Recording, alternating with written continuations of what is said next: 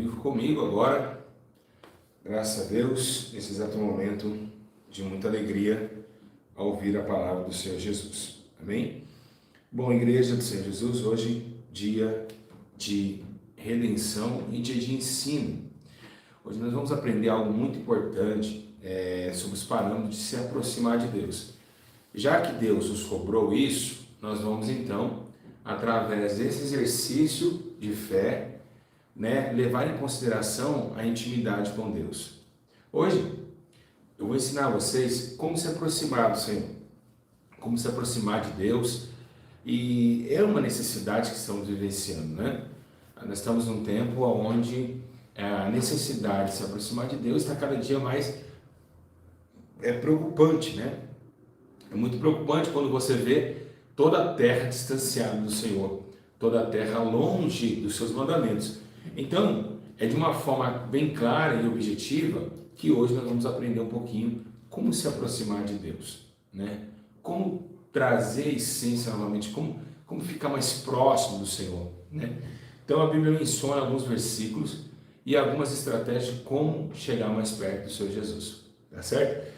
Bom, primeiramente, antes de mais nada, eu só queria dizer aos irmãos que o que significa Deus e o homem. Deus, justo juiz. Homem, injusto pecador. Então, injusto réu. Então, justo juiz, injusto réu. Tá certo? Somos injustos e somos réus. Então, automaticamente, é muito difícil você ver num tribunal um réu e um juiz ter amizade. Mas, através do inocente Jesus Cristo, trouxe a sentença que era contra nós e colocou amizade com o justo Deus, porque tinha ligação com sua descendência, Cristo Jesus, e fez com que os homens interligassem novamente a Deus. E a ideia, a Bíblia diz que agora aqueles que não andam segundo a carne, mas andam segundo o Espírito, não há mais condenação sobre ele. Automaticamente de réu se torna filho ou servo do grande juiz. Então sabemos nós que temos uma divisão, algo que separa a minha e a sua vida. O que fez separar nós de Deus? Logicamente o pecado. Bem, a Bíblia diz em Isaías 59 que diz: a minha mão e os meus ouvidos não estão fechados para que não possa ouvir, nem minha mão tralada que não possa salvar. Mas os vossos pecados fazem divisão entre eu e vocês. Agora, como se aproximar desse Deus? Se você pegar a história, todavia Deus tem tentado se aproximar do homem. Nós vemos várias mensagens, nós vemos várias ações bíblicas que demonstram esse sentimento. Um sentimento de glória, ao mesmo tempo um sentimento de muitas derrotas humanas em trazer novamente a redenção para com o céu. Queria deixar bem claro e também relatar a todos vocês que prestar bem atenção no que vai ser mencionado aqui. Muitas pessoas acharam que ia ser no canal principal, então muitas pessoas estão perdendo ao vivo esse vídeo, e é um vídeo muito importante.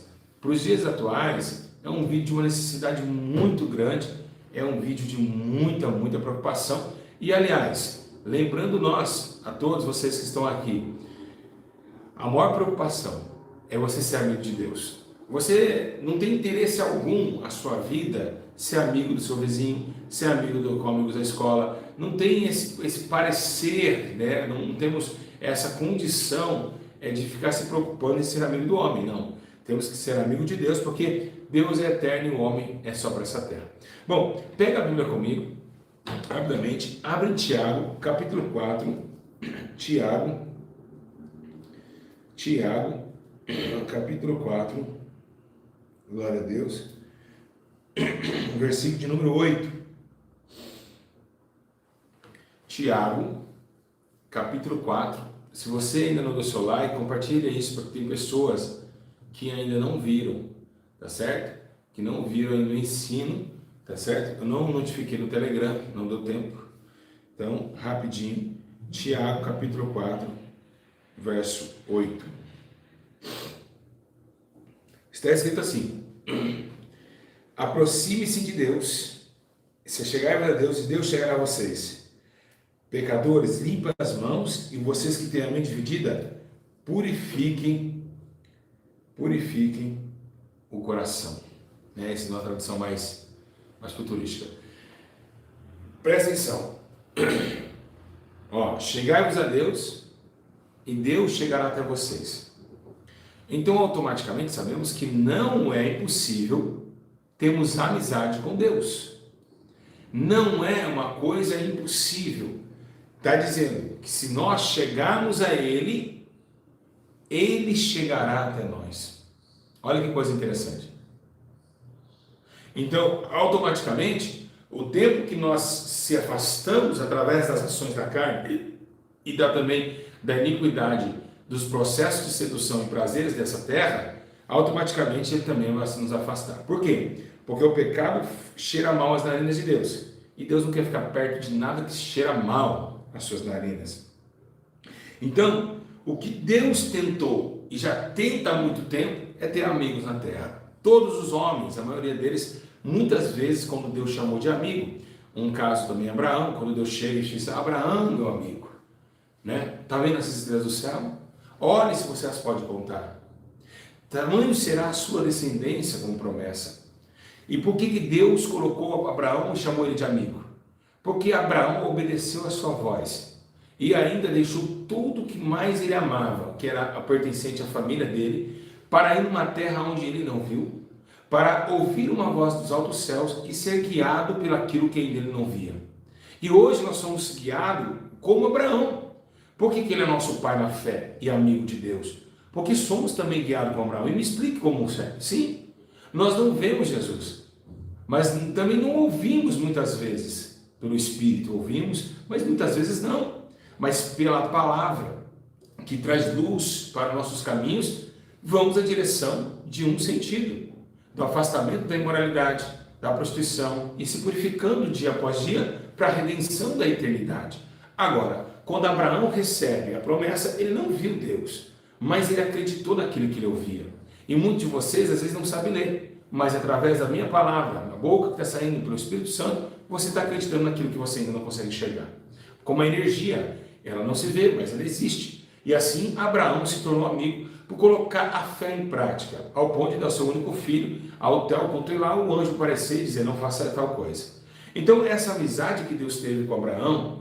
E a outra coisa interessante que nós vemos na história, nós vemos que tem amigos que Deus fala, mas tem amigos que Deus somente sonda. E também vive aquele olhar de paquera. Sim, você poderia estar achando que eu estou falando natureza carnal, mas não é.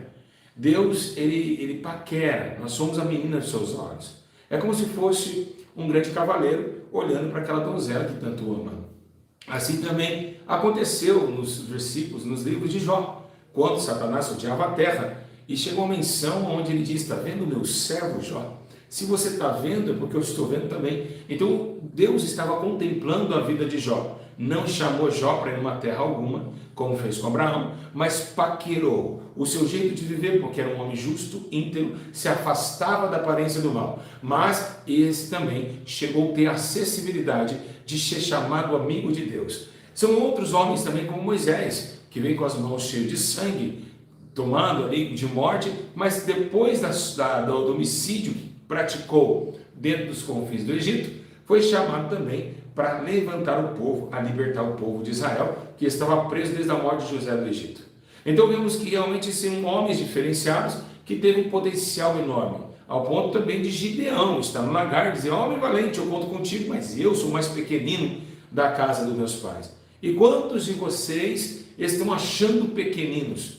Quantos de vocês estão achando que não pode, não consegue e não faz? Mas Deus escolheu as coisas que não são para aniquilar as que são, ou vice-versa. E aí nós vemos que as coisas loucas fazem com que os sábios fiquem mais loucos ainda. Porque Deus pega aquilo que não é, aquilo que não pode, aquilo que não parece ser, e transforma na sua redenção. Então essa amizade que Jesus veio, que dizendo: eu não vim para os que estão justos, eu vim para os que estão os pequenos e feridos, é para trazer amizade novamente para aqueles que não tinham amigo, pessoas que não tinham alguém para confiar. Então Deus colocou o teu filho agora como verbo vivente para trazer a transação de um novo conhecimento. O conhecimento da paz, da justiça e da integridade dos homens diante de um mundo tão tenebroso e sombrio. Enquanto o mundo gerava em torno de trevas, cansaço e iniquidade, Jesus trouxe a nós a redenção da nova aliança, tentando trazer a todos os homens, os pecadores, a redenção da sua graça. E pela misericórdia, somos alcançados pelo genuíno amor do Evangelho verdadeiro, trazendo a essência da palavra de Deus. Isso faz a menção do teu poder e se reflete em nós a sua glória, ao ponto que ele disse: eu já sou a luz, estou indo embora, mas vocês agora são a luz do mundo. Vocês são o sal da terra. E essa unificação de entender que o céu e o ser humano pecador miserável pode estar na mesma sintonia é algo muito importante. O que Deus requer de nós? Amizade. O que Deus requer de nós? Uma ligação verdadeira, justa e honesta. Muitos de vocês jamais aguentaria ter um amigo que assim te traiu, porque amigo conta segredo para o outro, e assim Deus quer contar os seus segredos. Ao ponto de chamar Jeremias e dizer: Jeremias, se você não sabe, se você clamar a mim, tem coisas que é segredo meu, eu te conto. Clama a mim, Jeremias 33, versículo 3, que eu responderei e anunciar coisas grandes e firmes que ainda ninguém sabe. Mas se você clamar, eu quero ser seu amigo e contar o meu segredo para você. Coisas porque a Bíblia diz: Davi tentou entender o transladar de Deus, mas não conseguiu, porque Davi estava vendo a sintonia que estava vivendo dentro do templo e vendo que realmente não tinha ninguém que poderia sondar os pensamentos daquele que estava no céu. Assim, Davi escreve uma carta dizendo que insondável os seus pensamentos, mas até aquele ponto, porque Deus trouxe essa graça de se revelar a nós pelo teu espírito da sabedoria e do conhecimento, que veio através da redenção do sacrifício na cruz. Pois agora, assim como Jesus subiu, a promessa foi o espírito do entendimento descer para transformar o homem de criatura para filhos herdeiros, para uma comunicação real com o Pai. E isso faz com que nós entendamos e gememos por dentro, querendo a explicação da nova redenção. O nosso espírito tentando gemer dentro de nós, mas tentando analisar que não é mais daqui e que precisa ir embora desse lugar tão tenebroso. Assim, também hoje essa ligação, ela é transformada em emoções, e isso deve ser tomado muito cuidado. Pessoas que choram na igreja e não conseguem viver o que ouviu ou o que foi pregado. Pessoas que pregam, mas não conseguem viver o que pregou. Então o apóstolo Paulo mandou: você diz para não furtar e furtas, você diz para não adulterarás e adulteras.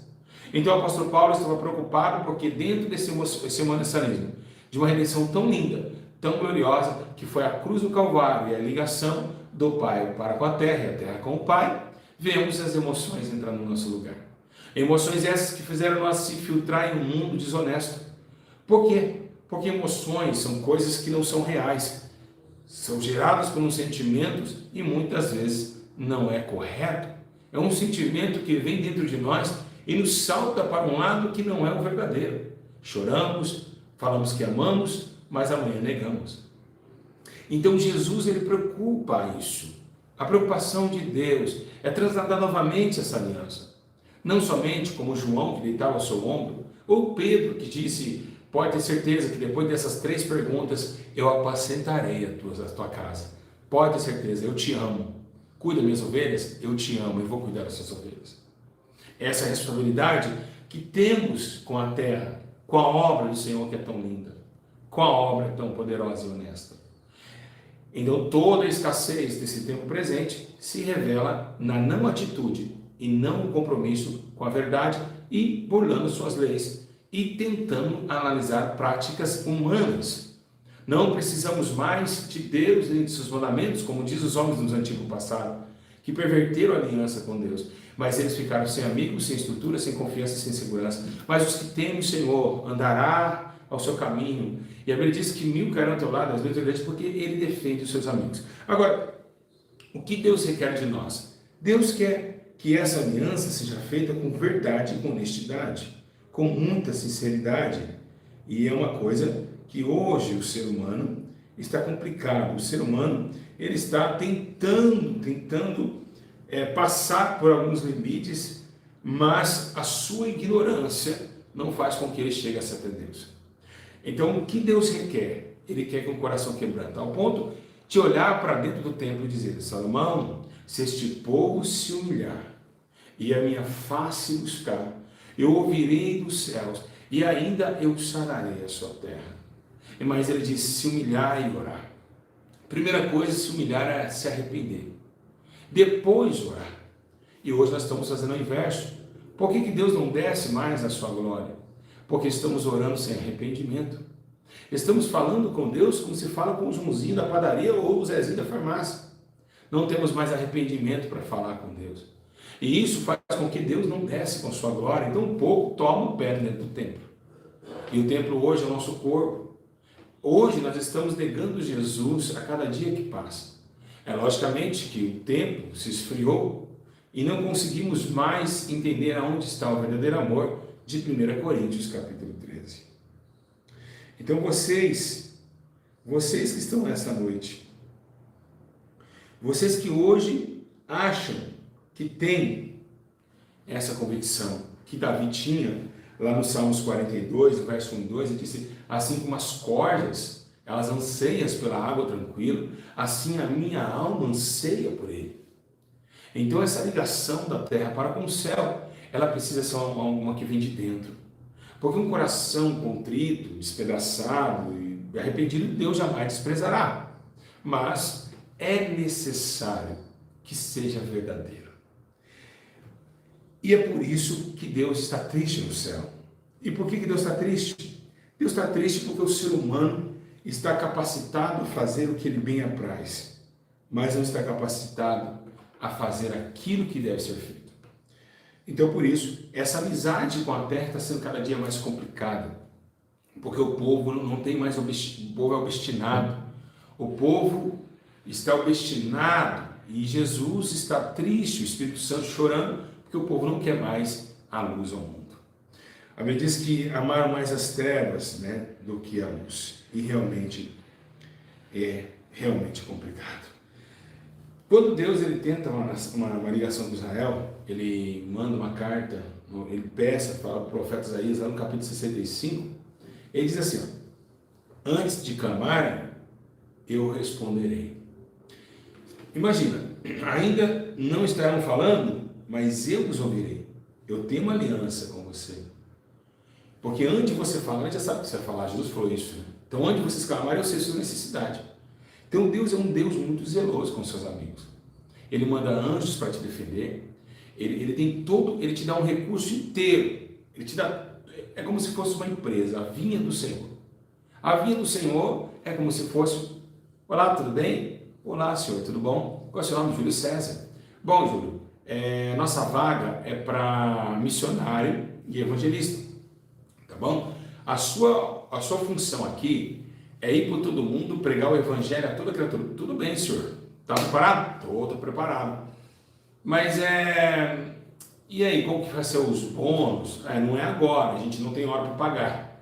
Porque o pagamento é depois da morte, é claro, então não tem hora para pagar. Não estou gostando muito não desse trabalho não, acho que eu vou para outra empresa. Mas ó, Jesus chega para mim, porque ele que está me entrevistando, ele fala, tá bom, para você não ir para outra empresa, eu vou fazer vou colocar um bônus aqui no lerite. Qual é o bônus? O bônus é que se você ganhar uma alma que você perverter do caminho da injustiça, eu perdoo multidões de seus pecados. Tudo Jesus fez, e ainda eu vou chamar você de sábio, porque quem ganha alma sábio é, quem tem sabedoria, entenda. E ali, Jesus faz esse convite aos homens para trabalhar na tua vida, dando abono para ele, tirando o peso dos seus pecados, das suas injustiças, e ainda entregando o domínio do céu, domínio esse entre aspas, é claro, porque assim como ele é, assim o veremos, mas julgaremos também juntamente com ele. Então claramente a gente vai ter um domínio junto com Cristo na sua volta. Agora, o que precisamos saber é que esse domínio e esses frutos de videira, e aonde não falta água e nem pão, é necessário sofrer e padecer, negar sua própria existência, viver os seus limites, passar e ultrapassar eles também pela fé, porque pela fé saltamos vales, muralhas, pela fé enfrentamos o leão, o urso, pela fé enfrentamos Golias, que vem com espada, com escudo, mas nós vamos em nome do Senhor. E então, pela fé, todos venceram. O apóstolo Paulo diz que pela fé, Moisés, Abraão e todos os heróis da fé, que está escrito no livro de Hebreus, eles venceram através da fé. E assim, não é diferente dos nossos dias atuais. Precisamos ter o contato da fé para vencer os leões, os ursos e os gigantes que aparecem em meu caminho com espada e escudos. Entretanto, temos uma dimensão espiritual a zelar, que é a obediência da sua palavra e a eficácia do teu poder. Com simplicidade, com choros, jejuns, grande agonia de espírito, pedindo misericórdia em nossas falhas. Pois não podemos continuar nas falhas. Precisamos enfrentar ela com ética, com transparência e com domínio próprio. Trazendo isso à redenção do nosso poder, para trasladar dentro de nós o poder do ciclo da sua história, da crucificação, do tempo onde ele chorou, quando viu Jerusalém matando os profetas. E isso faz com que a nossa história mude. E é o que Deus precisa. É o que Deus conta com o homem. Ele precisa que o homem volte para ele urgentemente, para que essa obra tão linda, tão poderosa não pare por aqui. É assim que Deus está dependendo de você e precisa de você que está em casa. Você que está me vendo agora, Deus precisa e quer uma aliança nova com você. Mas é necessário nascer novamente, para que os frutos de justiça transbordem a iniquidade que opera em nós. Porque aquele que fizer juízo e justiça certamente viverá e não morrerá pela iniquidade que transporta em nós. Pela justiça que praticou, nós devemos viver. Então, esse é o poder do Senhor. É a glória dos seus efeitos. É o poder da translação do ser humano aqui, que vai um dia morar na reina da glória. Poderemos sim acreditar em muitas histórias em quadrinhos, como Rapunzel, Cinderela, mas existe uma história que vai se findar e vai ser real. Que um dia um príncipe irá nos resgatar desse castelo de amargura chamado vida terrena e nos levará para a grande glória do seu castelo celestial. E isso virá com um cavalo branco e na tua coxa escrito Rei dos Reis, Senhor dos Senhores. A terra vive e geme pelo pecado e iniquidade. Os homens estão indecisos, estão perdendo o caminho. Mas Jesus disse, eu sou o caminho, a verdade e a vida. Ninguém vê ao Pai senão por mim. Mas se está escuro e não consegue me enxergar, vai para a minha palavra, porque elas testificam de mim. Então, será luz para os seus caminhos e lâmpada para os seus pés. Então, automaticamente pela minha palavra, vocês vão viver e vão me encontrar no meio dessa escuridão. Assim, Deus trocou o seu poder? Não. Deixou-se, humilhou e saiu em forma de servo. E assim padeceu por mim e por você. Deus amou o mundo de tal maneira que deu seu único filho, para que todo que nele crê e quer ser amigo dele, não morra, mas tenha a vida eterna. E é isso que a igreja precisa acordar. É isso que precisamos voltar aos princípios das práticas que eram verdadeiras e poderosas. O tempo das humilhações e choros e pranto. O tempo quando nós éramos vivenciando um tempo de salvação, ao ponto de chorar, ler a sua palavra, conhecer mais o seu caminho e transladar no seu próprio amor. Deus conta com todos nós, para que possamos juntos sofrer aqui embaixo pelo seu reino, assim como os apóstolos, discípulos sofreram. Como se aproximar de Deus com o coração reto, com uma alma quebrantada, com o espírito interlaçado em sofrimento muitas vezes, mas com arrependimento na alma. E isso vai fazer com que vocês tomem o conceito da tua graça e da glória do seu poder. Vamos, se nós conseguimos chegar lá, através de muita humilhação, através de muita vigilância quando saímos de casa, nós vamos sim conseguir estar mais próximo de Deus.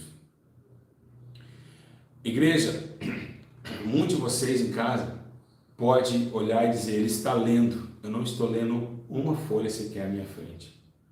Muitas pessoas ficam de boca aberta pela minha sabedoria, de saber hoje um dos pastores mais sábios desse Brasil. Mas eu não me glorio nisso. Essa sabedoria eu não posso ficar para mim, eu tenho que repartir com você. Pois está escrito, quem tem sabedoria, divide para quem não tem. e reparta-o. Então, ela não é minha, ela veio do Senhor há 13 anos atrás. O compartimento da sabedoria que abriu os céus, abriu e desceu como chuva e tomou os meus lombos e me encharcou com sua graça e com seu amor. Isso, muitas pessoas poderiam dizer, meu Deus, tem uma cortina atrás dele, ele está lendo, não estou lendo. Quem está falando com vocês é o Espírito da sabedoria de Jeová, o Todo-Poderoso, que reina dentro dos nossos corações e faz-nos entender as metas e as metáforas dessa vida, mesmo ainda tendo vírgulas no caminho.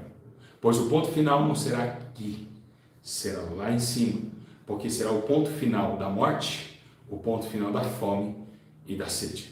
Pois está escrito, lá jamais teremos fome e jamais teremos sede. O Senhor nos conduzirá no bom caminho. O Rei de Jacó, o Deus de Jacó, o nosso auxílio. Torre forte é o seu nome. O Deus de paz nos considerará em toda alma e graça e conhecimento. Porque o Deus de toda grandeza suprirá nossas necessidades em glória por Cristo Jesus, nosso Senhor. Que Deus abençoe todos vocês, que o Espírito Santo abrace vocês de uma forma gloriosa e que nós podemos seguir o cronograma que estamos começando nas orações da madrugada, nos jejuns e nos choros, e poderemos se aproximar do Senhor. Pois o Senhor não está, de forma alguma, irado ou com contenda com o homem. Ao contrário, Ele quer que todos se aproximem dEle. E é o que nós vamos fazer. Um grande abraço a todos. Fiquem na paz do Senhor Jesus e na força do poder de Deus. Pois o Espírito Santo está na terra para dar a cada um segundo a sua recompensa. Logo, logo, estaremos num corpo glorificado de glória e estaremos indo para o Senhor na glória. Nesse dia, será dia de muita festa, onde os nossos corações deixarão de ser impuros e estaremos num corpo incorruptível, que jamais haverá o pecado e a morte. Nesse dia, trasladaremos um ser novo e tomaremos da água da vida. Receberemos novo nome, novas vestes, novo céu, nova terra e cantaremos um novo cântico. Pois tudo se fez novo. E o que se passou, passou. Essa terra e esse céu passarão, mas nenhum ponto da sua palavra há de passar. Eu, como ministro e embaixador de Cristo, deixo esse legado para que todos nós voltamos para o Senhor, enquanto se pode achar. Pode chegar um dia que a vida será arrebatada aos céus, porque a vida pertence ao céu. E é para lá que ela tem que voltar. Que o Espírito Santo abrace vocês.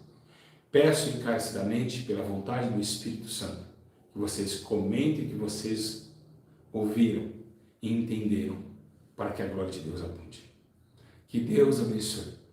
Até aqui o Senhor colocou sua palavra em minha boca. Que o Espírito da sabedoria que está na minha vida venha te visitar também. E que todos nós sejamos contentes como um cirandinho de criança naquele dia, naquele reino glorioso que é a Nova Jerusalém.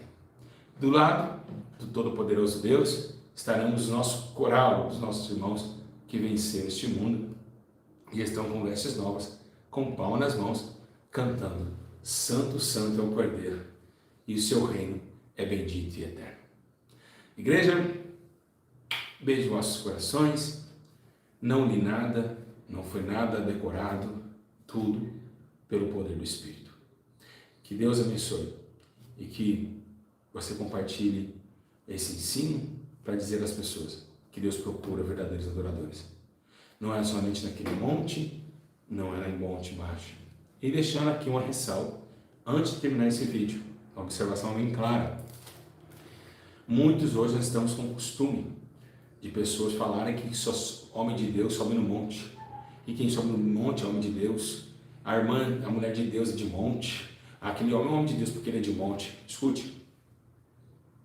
Foi assim também que a prostituta perguntou para Jesus. Dizem que é naquele monte que deve adorar. Diz que só pode adorar naquele monte. Jesus falou: não, acabou esse negócio de monte. Acabou esse negócio de monte. No monte Deus chamava os profetas. Acabou. Agora não digo neste monte. Também não digo naquele outro monte, mas chegou a hora, e a hora já chegou, que os verdadeiros adoradores adorarão o Pai em espírito e em verdade. Então, dentro da sua casa, você vai encontrar o Espírito Santo. Em qualquer lugar que você estiver, a glória de Deus estará com vocês. Então, Jesus disse, se entrar pelo seu quarto, fecha a porta e oculto, Deus vai te ouvir. E deixar bem claro, é isso que Deus está triste. Se monte é lugar de separação, por que você leva o seu celular?